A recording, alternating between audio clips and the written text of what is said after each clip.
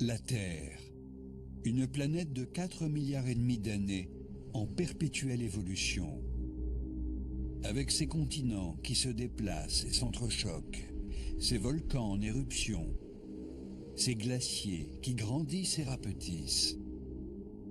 Les multiples reliefs de la croûte terrestre sont fascinants.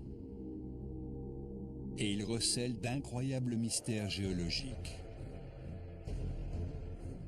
Dans cet épisode, nous partons à la découverte du Krakatoa, l'un des volcans les plus meurtriers du monde. Il y a plus de 100 ans, il entre en éruption avec une telle fureur dévastatrice qu'il disparaît littéralement de la surface de la Terre. Dans le même temps, il émet le son le plus puissant jamais entendu de mémoire d'homme.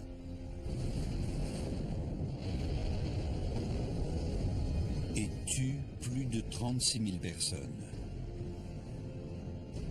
Aujourd'hui, le monstre est de retour. Les géologues surveillent ce volcan qui grandit à une vitesse phénoménale.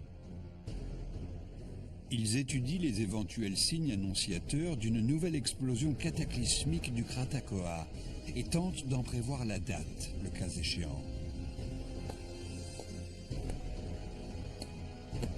Les réponses qu'ils trouvent à l'intérieur des pierres les aident à reconstituer le gigantesque puzzle de la création de la Terre.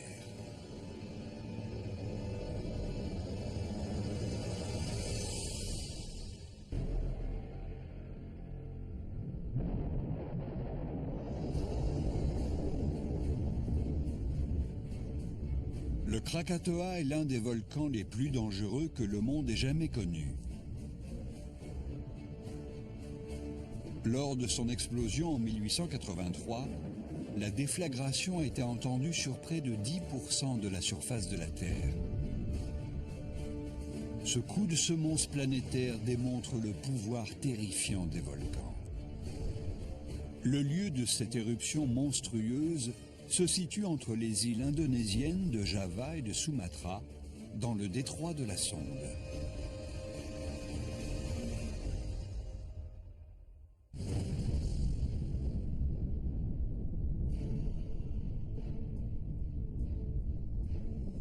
Aujourd'hui, un nouveau volcan revendique la place laissée vacante par son prédécesseur. Il s'appelle l'Anak Krakatau, ce qui signifie « l'enfant du Krakatoa » en indonésien. Il traverse actuellement une nouvelle phase, extrêmement dangereuse.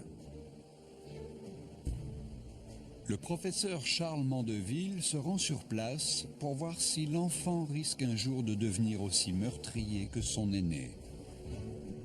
Il veut savoir si l'histoire est sur le point de se répéter. Les risques sont élevés.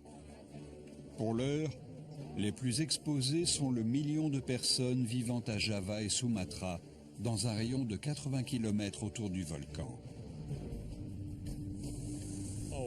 Regardez ça, on a droit à une petite explosion. J'ai suivi ce genre de choses sur Internet depuis mon bureau, mais c'est vraiment bien d'y assister à nouveau en direct.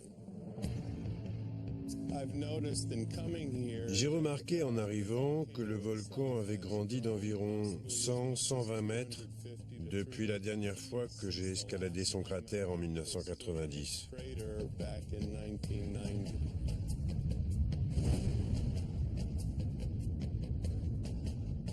L'Anak Krakatau, qui grandit de 4 mètres par an, a atteint déjà 320 mètres. Il est à la fois le plus jeune volcan de la planète et celui qui se développe le plus rapidement.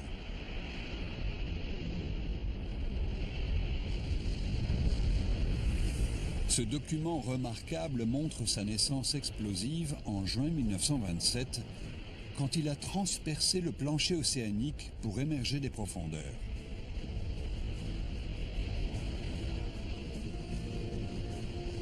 Sa croissance rapide montre clairement que ce nouveau volcan est extrêmement actif. Mais sera-t-il aussi dangereux que son aîné ?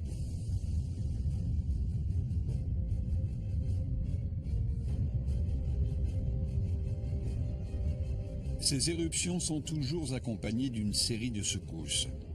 Pour les géologues, ces petits tremblements de terre sont la preuve que le volcan entre dans une phase plus destructrice.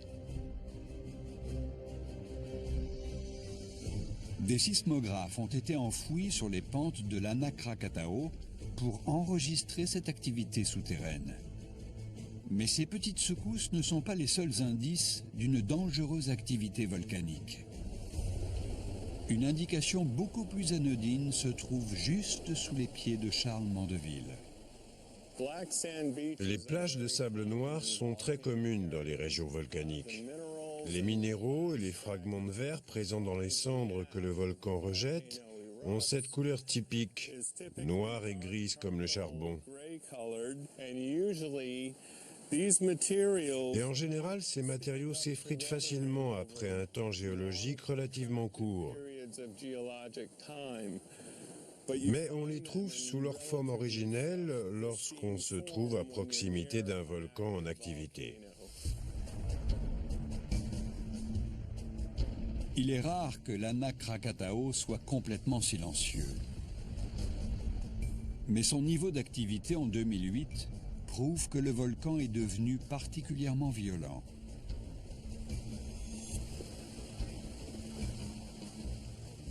Pour évaluer à quel point il peut représenter un danger dans un futur proche, les détectives des volcans doivent se plonger dans leur livre d'histoire pour comprendre pourquoi le Krakatoa a été aussi destructeur.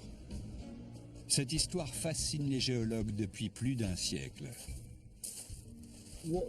Ce qui m'a fait me diriger vers la volcanologie, c'est l'éruption de 1883. J'ai étudié ça à l'école et je me souviens avoir trouvé ça incroyable qu'une île puisse exploser et disparaître. Qu'est-ce qui se passait? C'était quoi le truc? Comment ça se produit et est-ce que ça peut se reproduire ailleurs?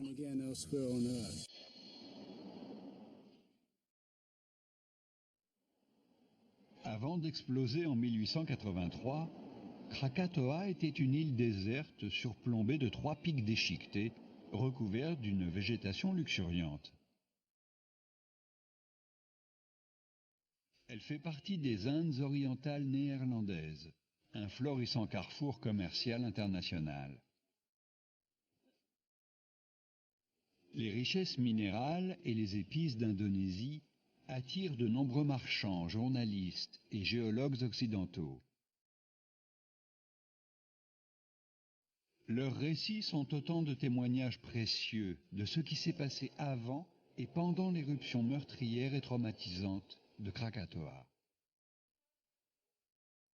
Rien n'indique alors une quelconque activité volcanique et personne n'en a le souvenir.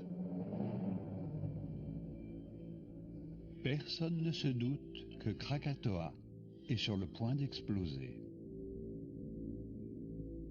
Sous ces airs tranquilles et verdoyants, Krakatoa est une véritable bombe à retardement. La première chose qui aurait pu alerter les autochtones, ce sont les tremblements de terre et les secousses du mois de mai 1883.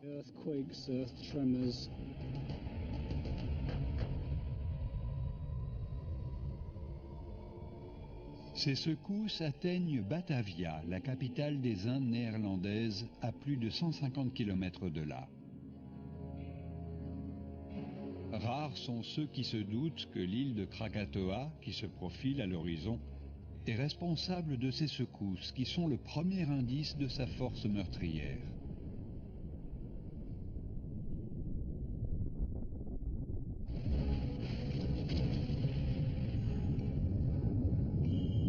C'est alors que le 20 mai 1883, Krakatoa signale qu'elle n'est pas simplement une île.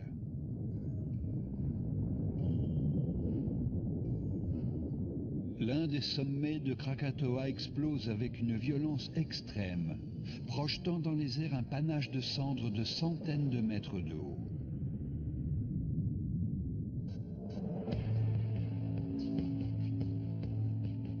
Mais après ces premiers feux d'artifice, l'activité semble s'arrêter. La population locale pousse un soupir de soulagement. Dès que tout danger est écarté, le gouverneur des Indes néerlandaises envoie une équipe de géologues sur l'île à la fin du mois de mai, où ils observent stupéfaits le paysage dévasté et le cratère encore fumant.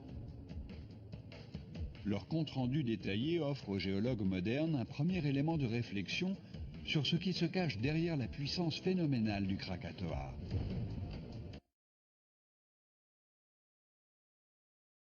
Clé est une couche de pierre ponce de 30 cm d'épaisseur qui recouvre les rivages de l'île. Ces pierres sont de la lave solidifiée qui provient du cœur du volcan et elles sont couvertes de bulles. Ces bulles prouvent aux géologues que le Krakatoa est un stratovolcan. Ces volcans sont les volcans classiques qu'on étudie dans les livres. Ils ont des pentes abruptes comme des montagnes presque triangulaires. Ce sont les volcans les plus dangereux de la planète. Ils sont alimentés par de la roche en fusion qu'on appelle de la lave ou du magma quand elle est souterraine. Le magma qui coule dans ces volcans est de la dynamite liquide. Les stratovolcans sont dangereux à cause de la lave qu'ils rejettent. Cette lave qui sort des stratovolcans est très collante, visqueuse. Et le danger vient de ce que cette lave visqueuse contient de grandes quantités de gaz. Les bulles présentes dans la pierre ponce découverte sur Krakatoa en 1883 signalent que le magma est bourré de gaz explosifs.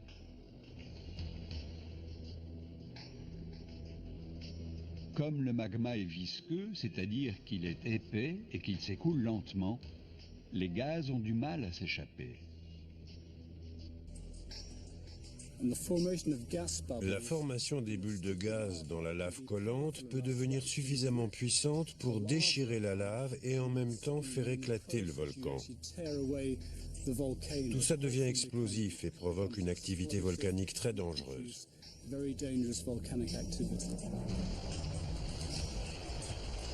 Le magma du Krakatoa possède une autre caractéristique meurtrière. Dans certains cas, la lave devient tellement visqueuse qu'elle se fige. Elle congestionne ou étouffe le volcan et forme une sorte de bouchon. Ce qu'il se passe, c'est qu'avec le temps, de plus en plus de magma remonte et reste coincé sous ce bouchon. Arrive alors un moment où la pression est tellement importante, il y a tellement de magma qui cherche à sortir, qu'il arrache le bouchon et ça peut produire une nouvelle éruption volcanique dramatique.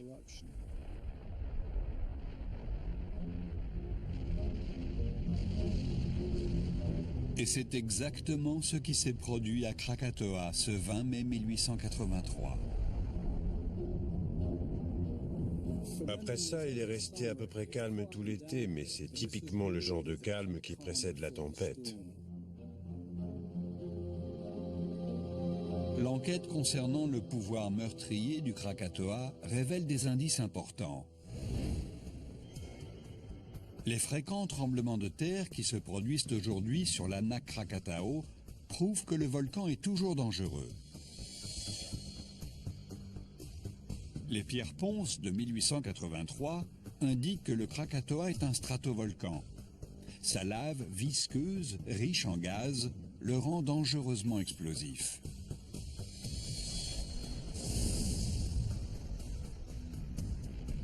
L'éruption du Krakatoa au mois de mai 1883 est spectaculaire, mais sous la surface, le volcan refait le plein. Une éruption encore plus puissante rassemble des forces insoupçonnées et titanesques.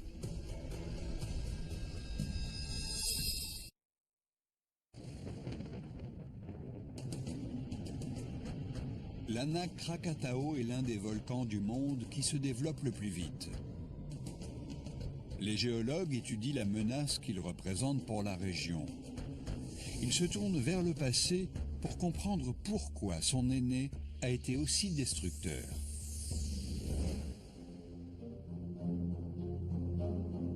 En En 1883, exactement 100 jours après sa première éruption, Krakatoa révèle sa véritable nature. La phase finale de l'éruption débute à 13h06, le 26 août.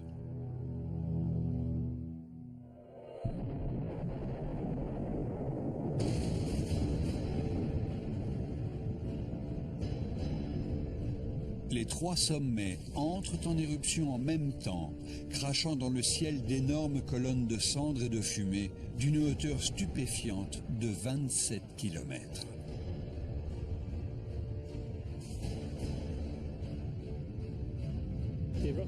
L'éruption du Krakatoa est l'une des plus grandes manifestations volcaniques des siècles passés. Et pour ceux qui y ont assisté, c'était comme observer en direct le début de la fin du monde.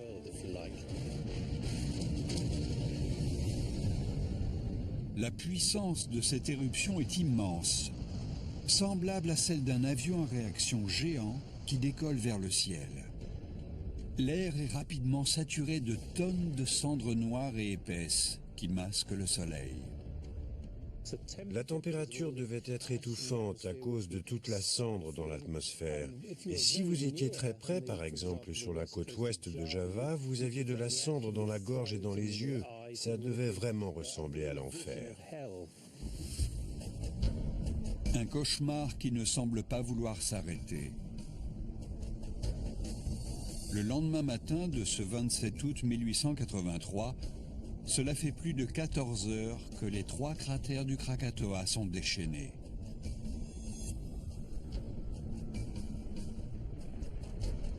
Puis, entre 5h30 et 10h02 ce matin-là, une série de 4 explosions assourdissantes enveloppe les îles.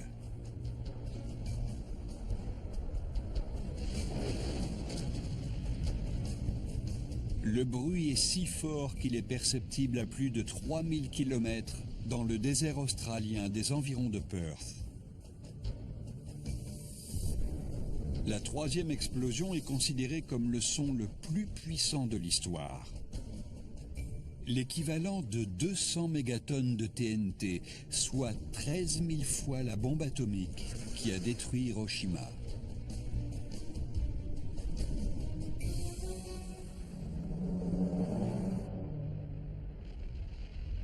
Qu'est-ce qui a provoqué cette explosion terrifiante? La chasse aux indices conduit le géologue Charles Mandeville vers l'île déchiquetée de Rakata. Cette île minuscule est en fait une partie du jadis puissant Krakatoa.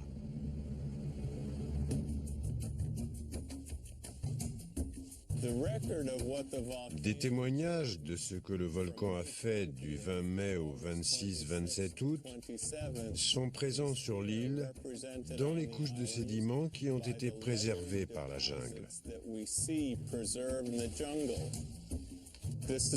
C'est une vraie mine d'or pour un volcanologue qui cherche à reconstituer les événements qui se sont déroulés ici, parce que chacun de ces sédiments nous apporte une indication particulière sur ce que faisait le volcan. Cette pierre ponce est sortie du cœur du volcan en 1883. D'après Charles Mandeville, elle détient le secret de la force qui a détruit Krakatoa.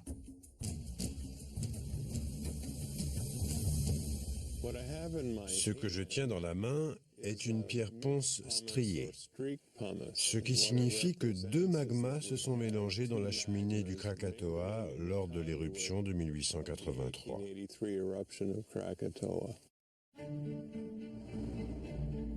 Les stries révèlent la présence de deux types de magma à l'intérieur du Krakatoa.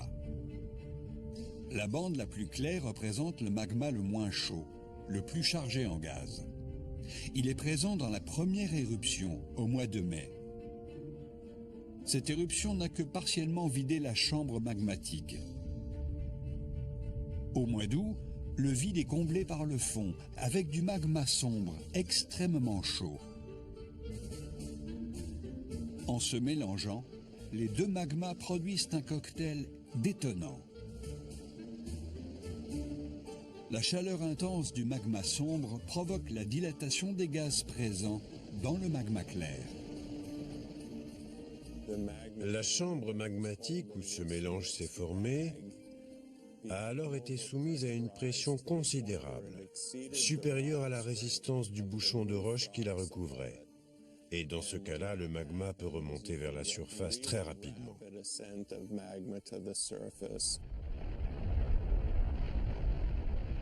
Quand le magma explose à la surface, il projette des tonnes de pierres en produisant une détonation assourdissante. C'est le bruit le plus fort jamais entendu de mémoire d'homme. La pierre ponce striée sur le Rakata prouve que c'est le mélange de magma qui a déclenché l'explosion. Mais le Krakatoa n'est pas seulement le volcan le plus bruyant de l'histoire de l'humanité, c'est surtout un tueur.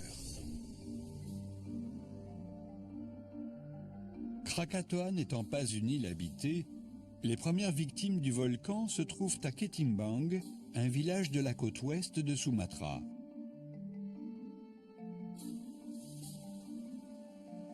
Pourtant, Ketimbang se trouve à 30 km de Krakatoa, dont le village est séparé par les eaux du détroit de la Sonde. Comment ces personnes ont-elles pu être frappées par les cendres mortelles du volcan? C'est un mystère. Pour le résoudre, une seule solution, retourner sur les lieux du crime. Rakata et ses imposantes falaises blanches. Elles semblent appartenir à un paysage très ancien, mais ces à-pics de 60 mètres se sont formés en l'espace de quelques heures. Ce sont les restes d'un formidable torrent de gaz brûlant et de roches, un phénomène terrifiant appelé coulée pyroclastique.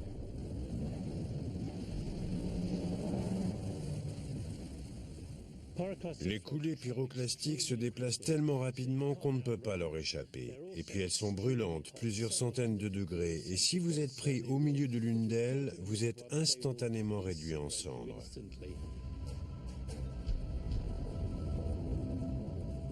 Les victimes les plus célèbres des coulées pyroclastiques sont probablement les habitants de Pompéi, la colonie romaine qui a été ravagée par l'éruption du Vésuve en l'an 79 de notre ère.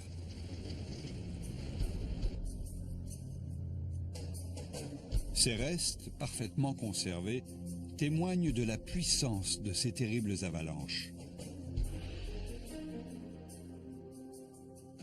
La plupart des gens ne meurent pas à cause des brûlures, mais à cause des gaz brûlants qu'ils respirent et qui détruisent la trachée artère et les poumons instantanément. Après 2 inspirations, vous êtes mort.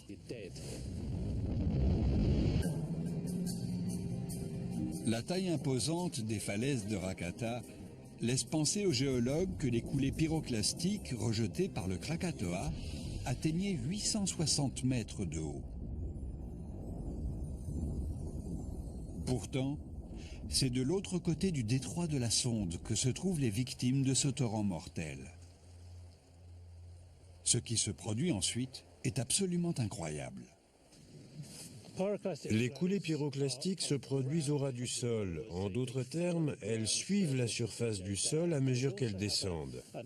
Mais la couche supérieure, chargée de gaz, est de faible densité. Donc, quand une coulée atteint la mer, la partie dense plonge dans l'océan et la partie riche en gaz brûlant poursuit sa route et file sur la crête des vagues. Il n'y a pratiquement aucun frottement entre le gaz et l'eau. Il peut donc parcourir une très longue distance.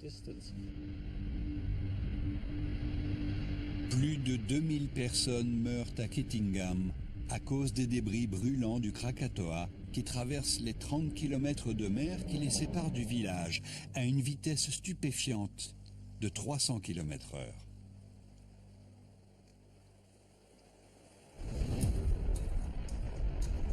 L'enquête menée sur le volcan révèle la puissance extraordinaire de la force qui a détruit l'île.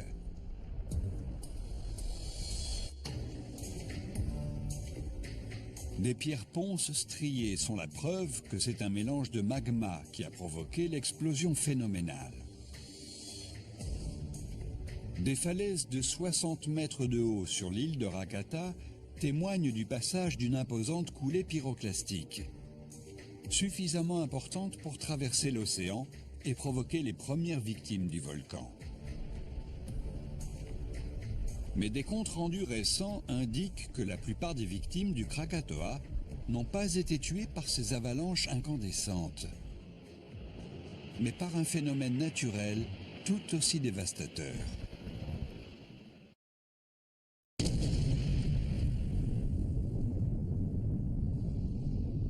Août 1883. La deuxième éruption du Krakatoa se produit. C'est la plus meurtrière. Plus de 2000 personnes sont tuées par les coulées pyroclastiques brûlantes. Mais le pire reste à venir. Ces rochers monumentaux se trouvent sur le rivage d'Anjer, à Java, à 35 km du Krakatoa. Ils sont un indice capital des ravages commis ici par le volcan et un rappel brutal de ce qui pourrait se reproduire un jour. Ils sont en corail, et le corail ne pousse que sous l'eau. Seule une force immense libérée par le Krakatoa a pu les déposer ici.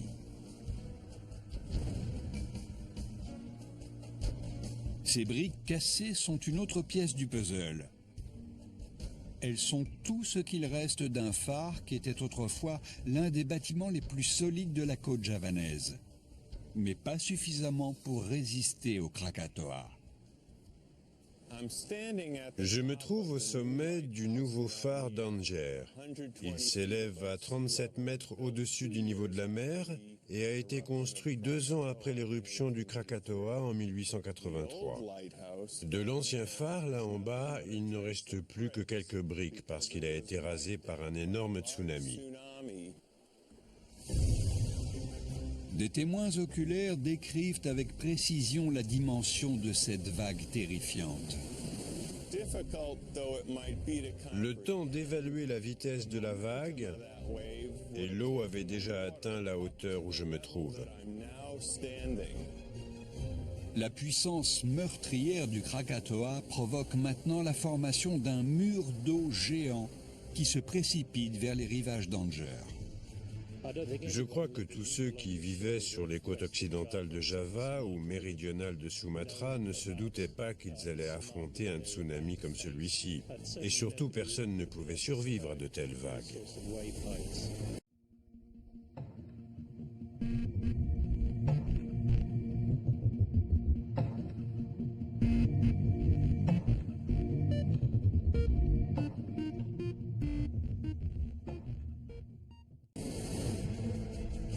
On peut imaginer la puissance de la vague en voyant ce bloc de corail de 600 tonnes qui a été arraché au plancher océanique et qui a totalement détruit le phare.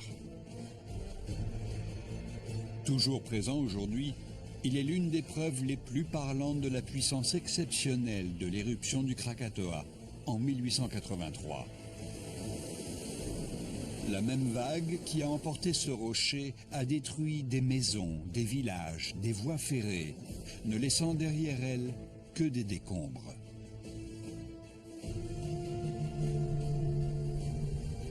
Elle a également soulevé et déposé un bateau à vapeur hollandais, le Beroe, 3 km à l'intérieur des terres.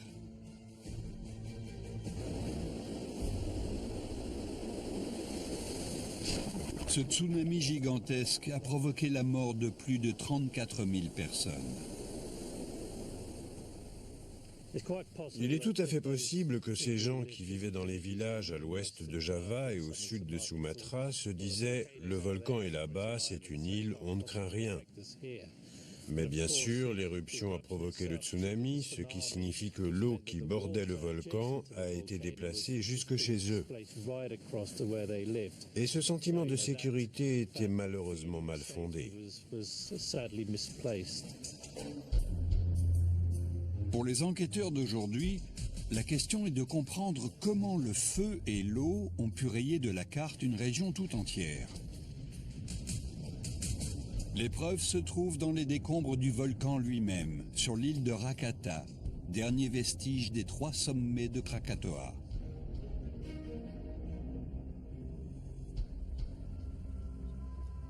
Sa paroi abrupte raconte aux volcanologues les derniers instants du volcan. Quand vous avez une très grosse éruption volcanique, beaucoup de magma s'échappe. Il ne reste plus qu'un trou et le sommet s'écroule dans ce trou et on appelle ce qui reste un cratère. Le Krakatoa a rejeté une telle quantité de magma et de roches qu'il ne peut plus rester debout.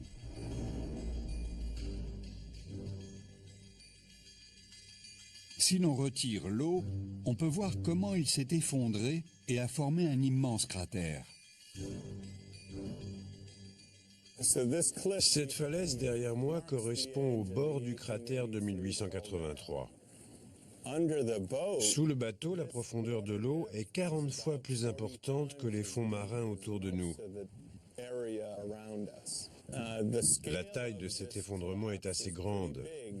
Le cratère qui s'est formé est d'environ 4 km du nord au sud et 8 km d'est en ouest. Cet immense effondrement ne s'est produit qu'une seule fois dans l'histoire de l'humanité. Le poids et la puissance de ces terrifiantes coulées pyroclastiques du Krakatoa, associés au formidable effondrement qui a suivi, sont plus que suffisants pour provoquer un raz-de-marée. L'énigme concernant la formation de ce tsunami gigantesque est enfin résolue.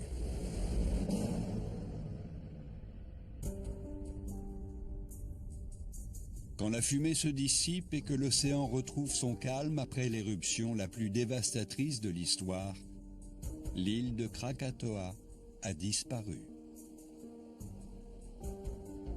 En tout, la catastrophe a tué 36 417 hommes, femmes et enfants. C'était sans aucun doute l'un des volcans les plus dangereux du monde.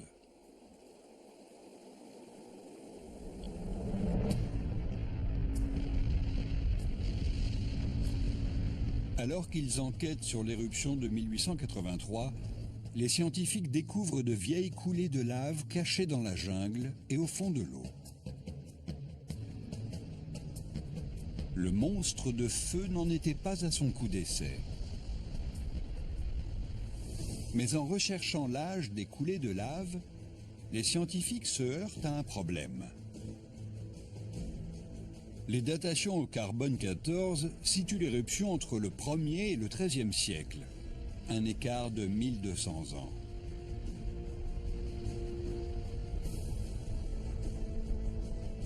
Ils ont besoin de plus d'informations pour faire la lumière sur une éventuelle nouvelle menace du volcan et pour aider les centaines de milliers de personnes qui vivent dans la région.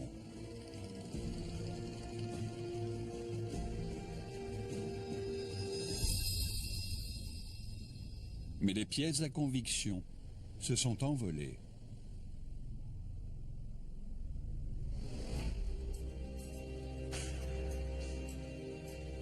À des milliers de kilomètres de la chaleur étouffante de l'Indonésie, des étendues gelées de l'Antarctique, des scientifiques ont découvert une preuve capitale du passé explosif du Krakatoa.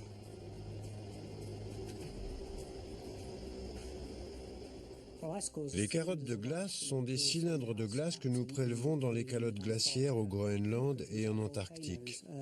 Tout ce qui vient des océans environnants atterrit en Antarctique, où l'on retrouve leurs traces dans la glace. On pourrait penser trouver de la poussière et des cendres de volcans, mais en fait, très peu d'éléments venus des volcans d'Indonésie arrivent en Antarctique. Par contre, on trouve de l'acide sulfurique. Les grands volcans rejettent beaucoup de dioxyde de soufre qui se transforme en acide sulfurique et dont on peut mesurer la présence dans la glace.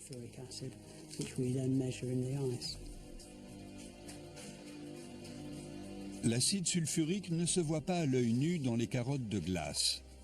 Il ne peut être détecté qu'au laboratoire du Centre de recherche britannique sur l'Antarctique, où les échantillons sont conservés à une température constante de moins 25 degrés.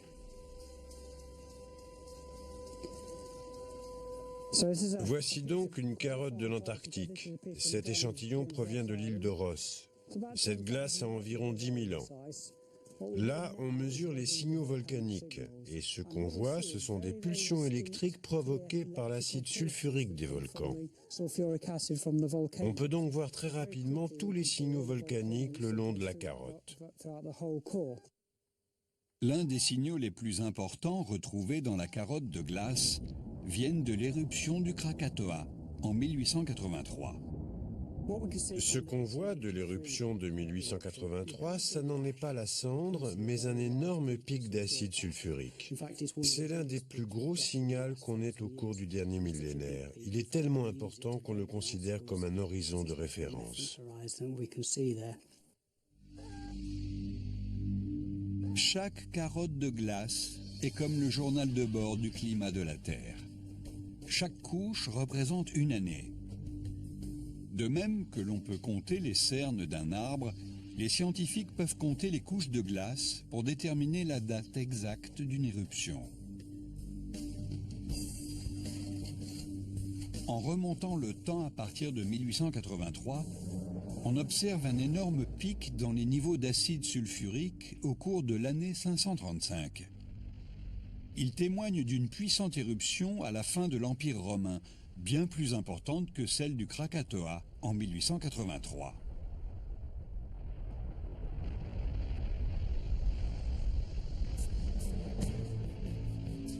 On commence à se dire qu'il y a effectivement eu une énorme éruption volcanique en 535.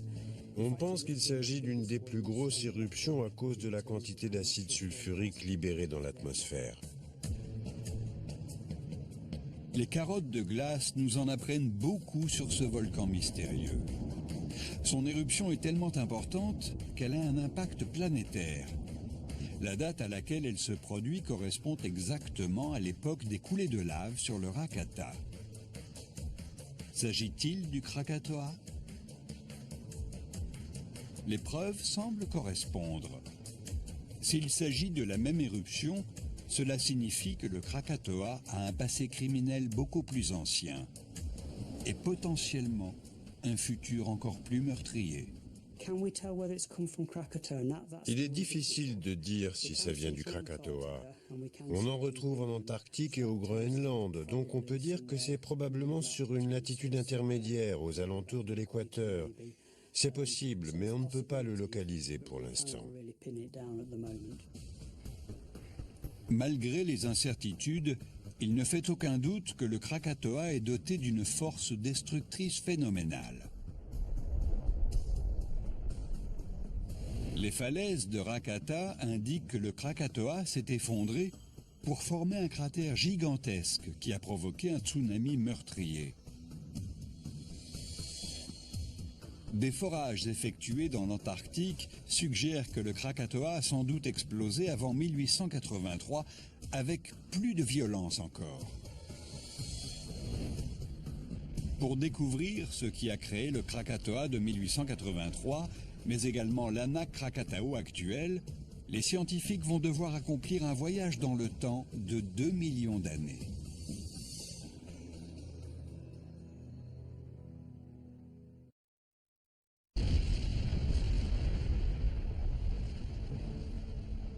Les origines de la puissance terrifiante du Krakatoa sont demeurées un mystère pour les scientifiques pendant des siècles. L'une des clés de ce mystère, c'est sa situation. L'Indonésie possède plus de volcans que n'importe quel autre endroit de la Terre. L'Indonésie, c'est une aubaine pour les volcanologues parce que les traces d'une activité volcanique vieille de plusieurs millions d'années sont disponibles, faciles à observer et à étudier. C'est peut-être incroyable, mais il y a 21 montagnes de feu sur la seule île de Java, un territoire grand comme 4 fois la Bretagne. Le parc national de Tengger Bromo, à l'est de Java, est l'une des zones volcaniques les plus actives de Java.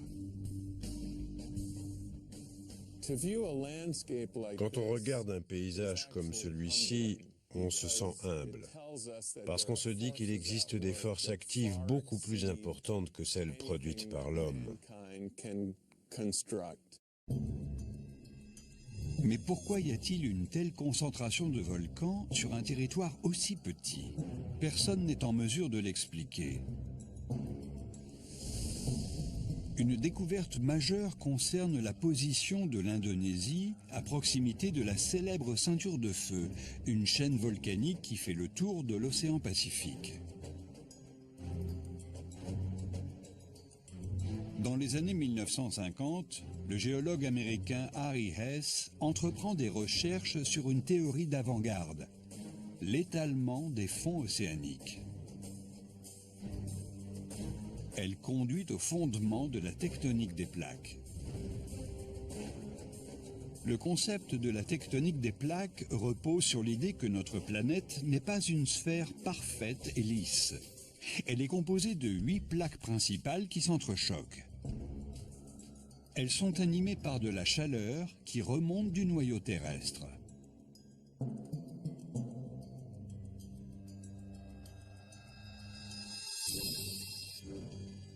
Ici, en Indonésie, les plaques entrent en collision plus vite qu'à n'importe quel autre endroit de la planète.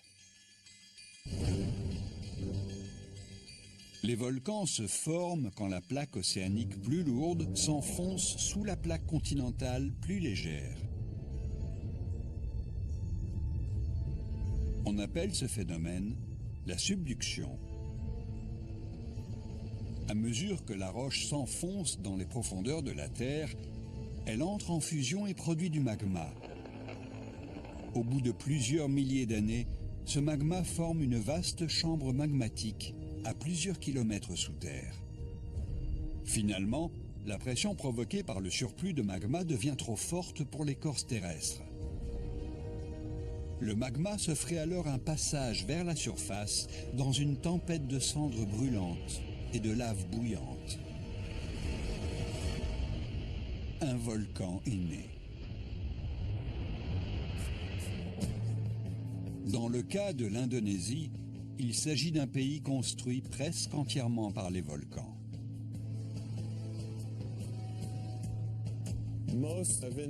La majeure partie de l'Indonésie, en fait, est composée de volcans qui ont commencé à grandir sous l'océan.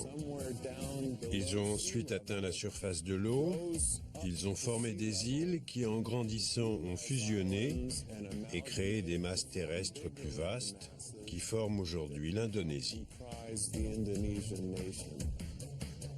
En s'appuyant sur la théorie des plaques tectoniques, les scientifiques peuvent remonter le temps. Il y a 45 millions d'années, la plaque australienne commence à remonter vers le nord rapidement. L'archipel indonésien commence alors à émerger de l'océan au point que les deux plaques entrent en collision. De très nombreux volcans entrent en éruption alors que la plaque australienne s'enfonce dans les entrailles de la Terre. Le Krakatoa est un produit de ces forces en mouvement. Il y a 2 millions d'années, à l'époque où nos ancêtres humains font leurs premiers pas sur Terre, le volcan voit le jour.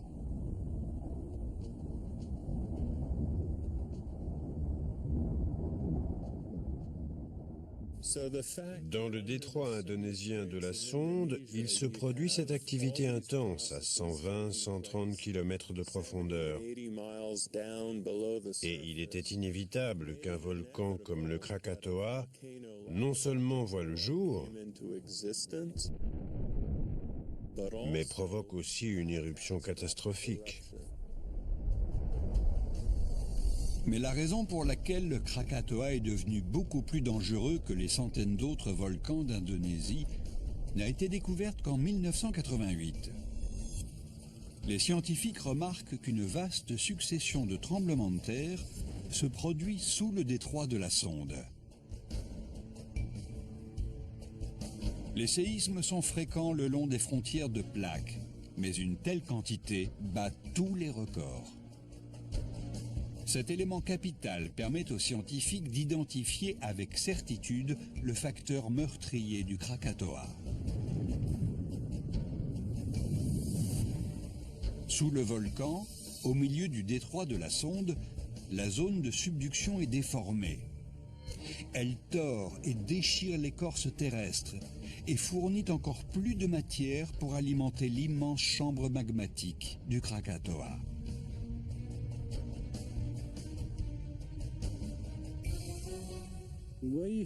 Quand vous avez des nœuds comme ça, deux choses peuvent se produire. Tout d'abord, des tremblements de terre plus fréquents parce que le nœud lui-même commence à se déchirer. Et deuxièmement, l'emplacement du nœud peut générer plus de fusion. Et c'est cette fusion qui se produit dans le manteau qui, pour finir, provoque l'éruption des laves vers la surface.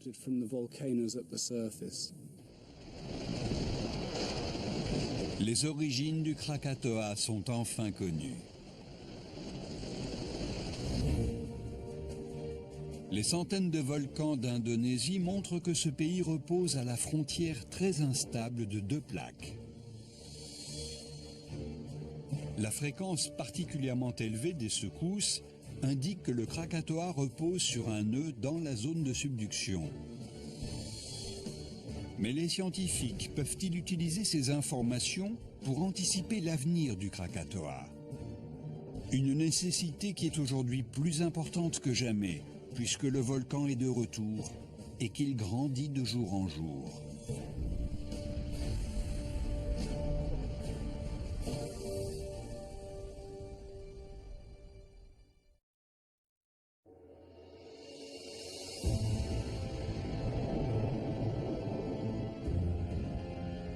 Voici tout ce qu'il reste aujourd'hui de ces îles ravagées par l'éruption du Krakatoa en 1883.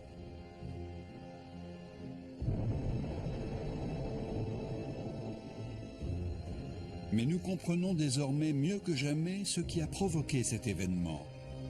Car dans le détroit de la Sonde, une nouvelle menace se profile.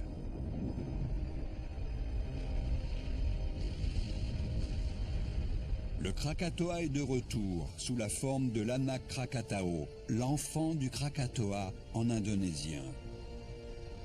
Et cet enfant est devenu un adolescent colérique.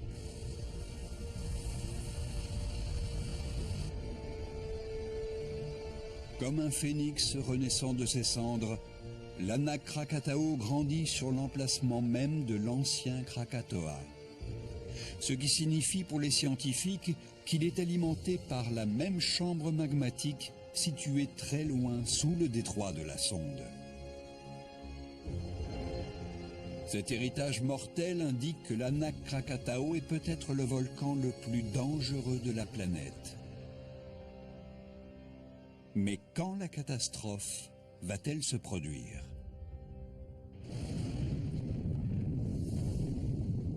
Depuis ses débuts explosifs en 1927, l'Anak entre régulièrement et violemment en éruption. C'est l'un des volcans dont la croissance est la plus rapide du monde, et à ce titre, cette montagne de 320 mètres de haut mérite d'être observée. Prévoir avec exactitude le déclenchement d'une éruption majeure est difficile, mais il existe des signes avant-coureurs. Des secousses souterraines sont le signe indéniable que le magma à l'intérieur du volcan commence à bouger. On a des sismomètres installés sur le volcan qui nous préviennent quand les roches se brisent.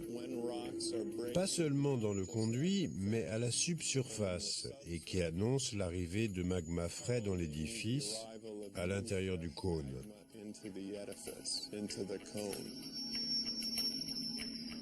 Ces informations sont transmises par signal radio à une station de surveillance du continent qui fonctionne 24 heures sur 24.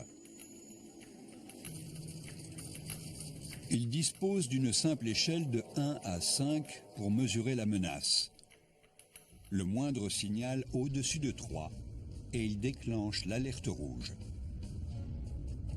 En ce moment, le sismomètre oscille vers la zone critique, le niveau 3. Le type de magma qui remonte du volcan est un autre élément qui permet aux géologues de détecter l'éventualité d'une éruption majeure. Il est impossible cependant d'analyser le magma proprement dit, car il se trouve à plusieurs kilomètres sous terre. Une seule solution, regarder ce qui est rejeté par le volcan. Des bombes volcaniques. J'ai la main sur une bombe volcanique composée d'andésite basaltique qui a sans doute été projetée d'un conduit situé à plus d'1 kilomètre d'ici. Vous imaginez bien qu'il vaut mieux ne pas recevoir ce genre de choses sur la tête. Certaines d'entre elles ont la taille d'un réfrigérateur ou d'une télévision, ce qui les rend encore plus dangereux, surtout quand ils sont projetés à la vitesse de 190 km/h.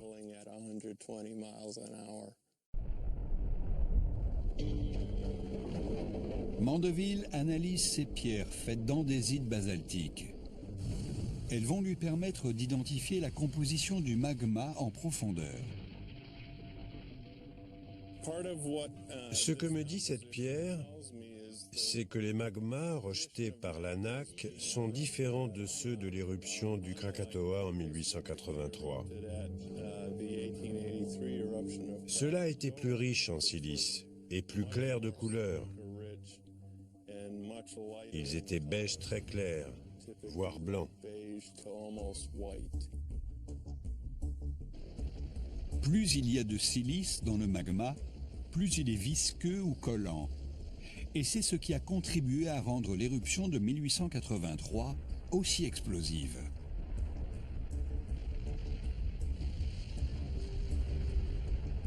Dans ce cas, les gaz explosifs sont piégés dans le magma et la pression devient de plus en plus forte à mesure que le temps passe. Heureusement, la couleur foncée des bombes volcaniques de l'Anak Krakatau prouve que le magma est pauvre en silice. Et les gaz explosifs n'ont pas atteint le seuil critique de l'éruption de 1883. Mais ça peut changer.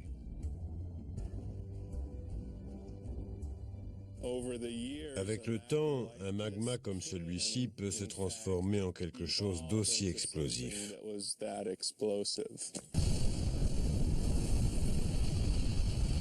À mesure que l'Anak Krakatau grandit, le magma va sans doute devenir plus épais et plus visqueux. Comme chez son aîné, si le magma devient trop collant, il peut bloquer le conduit. Le silence devient alors un signal encore plus alarmant. Il peut signifier que la pression est de plus en plus forte à l'intérieur de la cheminée et annoncer l'imminence d'une nouvelle explosion cataclysmique en Indonésie.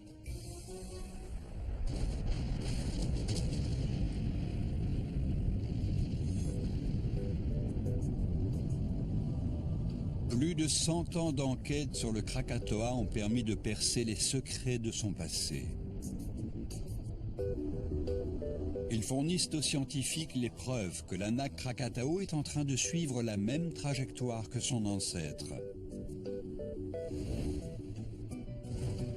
Les pierres ponces de l'éruption de 1883 suggèrent que le Krakatoa était un stratovolcan meurtrier.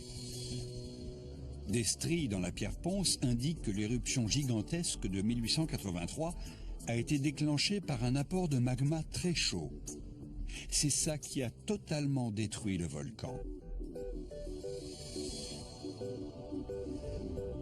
Les restes de coulées pyroclastiques, 2 fois plus hautes que la tour Eiffel, et l'immense cratère démontrent la puissance de l'éruption du Krakatoa en 1883.